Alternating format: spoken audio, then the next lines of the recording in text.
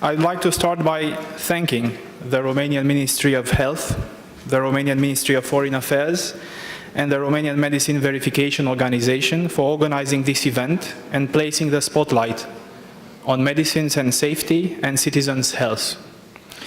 The falsification of medicines remains a serious threat for public health. More than 400 falsification incidents were reported in the EU between 2013 and 2017, affecting most EU member states. Falsification affects a wide range of products, such as cancer, sexual dysfunction, and hepatitis C treatments, just to name a few. It can also penetrate any step of the supply chain: hospitals, pharmacies, wholesalers, and parallel traders. The 2014 fake Herceptin case was a clear example of that. Many illegal products are also sold by the internet through offers to healthcare professionals, clinics, or patients with life-threatening diseases. Many are sold as food supplements, but contain undeclared toxic substances. In May 2015, for instance, one woman died in the UK and a French woman became seriously ill after taking a weight loss product purchased via the internet. While the risk of falsified medicines is real, the Commission has put in place concrete measures to minimize this risk. The Falsified Medicines Directive, known in short as the FMD, was adopted in 2011 with the aim of guaranteeing the safety and quality of products, of medicines in the EU, and combating the growing problem of falsified medicines. The FMD introduced provisions covering the whole life cycle, from supply of active ingredients to the manufacture, distribution, and retail sale of the finished medicines. Its provisions are structured around four key pillars. The first pillar is about the safety features and the new rules on medicine authentication. The new rules will apply as of 2019, as discussed earlier, and will require the pharmacies, including online pharmacies and hospitals as well, to use the safety features to verify the authenticity of prescription medicines before handing them out to citizens. The second pillar is about improved medicine distribution rules and reinforcing the distribution chain. The third pillar is about tougher rules on importation of medicine ingredients and reinforced controls and inspections of their manufacturers. The fourth pillar introduced a common EU-wide website logo to facilitate the identification of legal online pharmacies. So my speech today will briefly touch all four pillars with a particular focus on the new rules on the safety features and the future medicine verification system. The FMD reinforced the distribution chain through several measures. So I'll switch to the next slide. The next distribution guidelines, for example, require stricter temperature controls and checks on new suppliers to identify potential traffickers selling falsified or stolen medicines. New guidelines on distribution of medicine ingredients were published in 2015. Names of the most authorized wholesalers and their authorizations are now publicly available in the EU database EUDRA GMDP, thereby allowing buyers to check that a wholesaler is an authorized, safe supplier. Since 2013, distributors of medicine ingredients have to register with the national competent authorities, thereby facilitating member states' supervision. The FMD also introduced provisions to improve the quality of the ingredients used in EU medicines, including those which were imported from outside the European Union.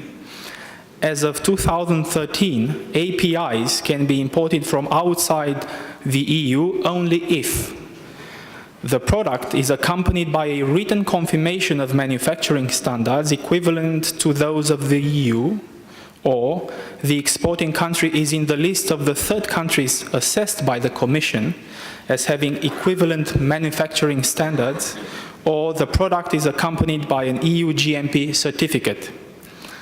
In addition, the FMD introduced additional requirements for API manufacturers regarding registration, audits, inspections, and the GMP. The FMD included measures protecting the sales of medicines by internet. It introduced common EU logo which identifies legitimate online retailers.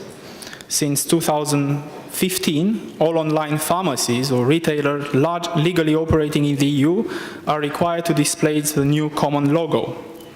The logo empowers buyers and patients by helping them identify the websites which are operating are legally and safe. It allows them also to take an informed decision. The buyer can verify the legitimacy of the website by simply clicking on the logo. The logo needs to be displayed on every web page of the site offering medicinal products. It is, however, critical that citizens are aware of the logo and its function. For this reason, the Commission and the Member States led a proactive communication campaign to inform on the EU common logo and on the risks of buying from illegal websites. We will continue promoting the logo through our communication material available in all EU languages. Now about the safety features.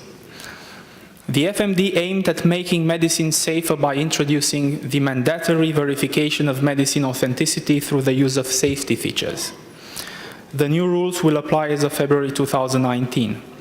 The safety features will be mandatory for prescription medicines only. However, there are some exceptions which I will not detail here. But what are the safety features? What they consist of? The safety features are two. A unique identifier, i.e. a code which is unique to a given pack and therefore allows its identification and authentication, and an anti-tampering device which shows whether the pack has been opened or tampered with. In 2016, the Commission published the delegated regulation that was mentioned earlier. In particular, the regulation lays down the technical features of the unique identifier, who should verify the safety features and how, as well as the structure setting up the management and supervision of the system of repositories where legitimate codes have to be stored. I will now say a few things about the key provisions of the delegated regulation and the main challenges awaiting us to ensure its successful and timely implementation. First of all, the unique identifier. This unique identifier is a core element of the medicine verification system. No authentication of medicines would be possible without it. It is a code which is unique for each pack and is carried by a 2D barcode, as we could see in the example from the very beginning. Here you can see an illustrative example to give you an idea of how it will look on packs. Actually, we saw this on the real box that was presented very early in this session. The verification of the safety features. Concerning the verification, the regulation sets out an end-to verification system, not a full track and trace system. You can see here a simplified illustration of how the verification system will work in practice. On one end, we have the manufacturers, which place a code and anti-tampering device on the packs, and then upload the codes in a secure system of repositories. The pack is then released for sale and enters the supply chain.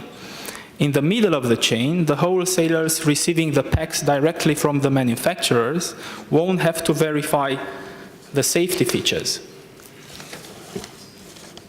However, if the supply chain is more complex and more wholesalers are involved, verifications at wholesale level become necessary.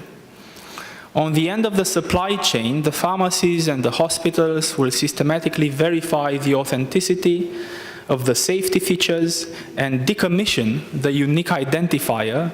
That is, they mark the unique identifier as dispensed in the system so that the specific code cannot be used again to dispense a medicine. About the repository system, the regulation also lays down the requirements for the structure, setup, management, and the supervision of the systems, where the legitimate codes need to be stored. The main task of the repository system is to store the codes and allow the verification of those codes at any point in the supply chain. What is unique to this system is that it has to be established and managed by stakeholders. It is a stakeholders model. It is now for the stakeholders to prove that they deserve the trust placed upon them. We expect that they will set up the repositories efficiently and timely. You can see here how the repository system will work in practice. The system is a distributed system consisting of a central hub. This was also presented in the previous presentation. The national, as well as the national or supranational repositories connected to the hub. The hub is, of course, currently being set up by the European Medicines Verification Organization, an entity which brings together the European representatives of manufacturers, parallel traders, wholesale distributors, hospitals, and pharmacies. A similar process is ongoing at national level, where local stakeholders are coming together to create the NMVOs and set up the repositories at a national level. National repositories store key data in the system by connecting to the hub of the national repositories. Of course, parallel traders are as well expected to connect mostly through the hub.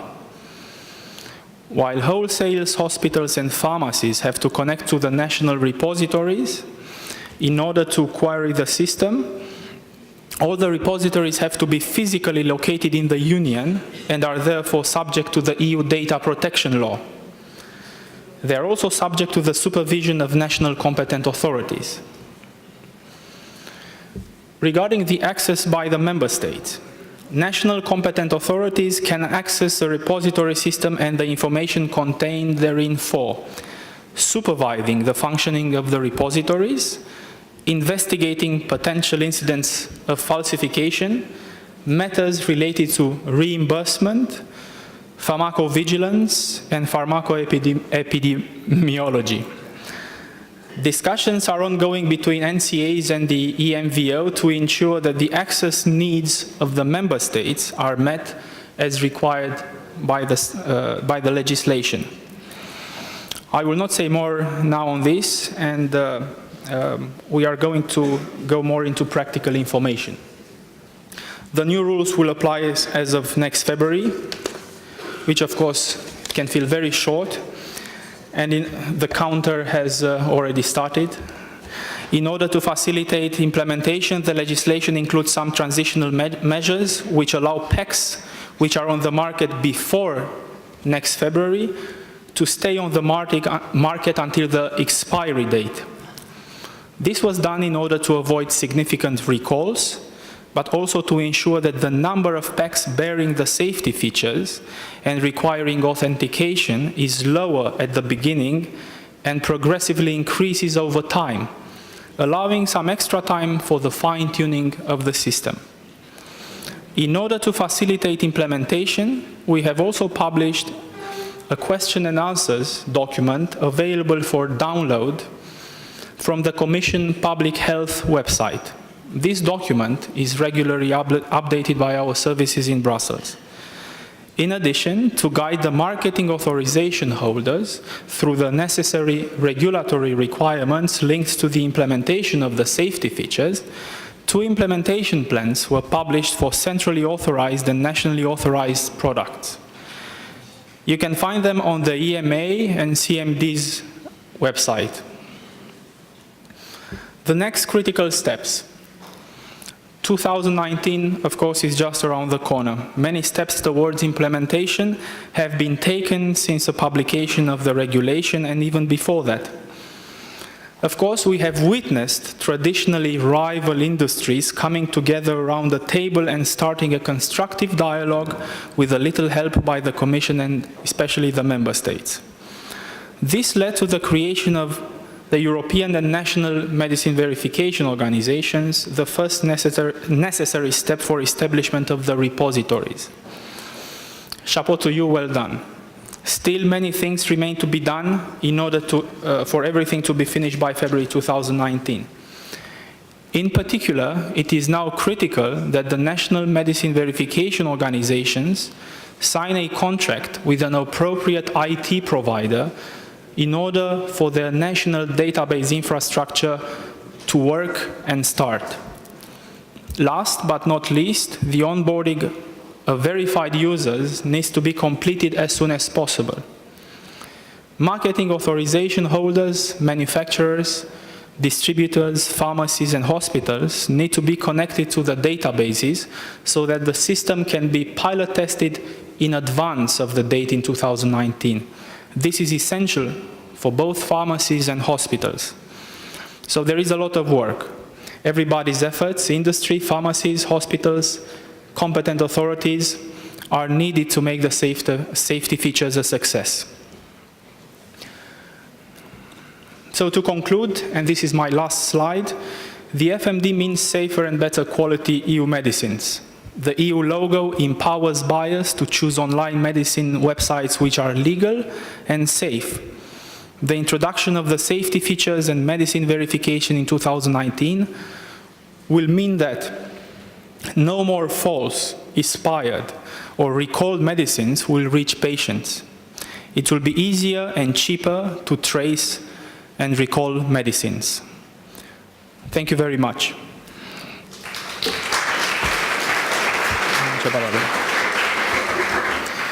I would like to add one extra thing.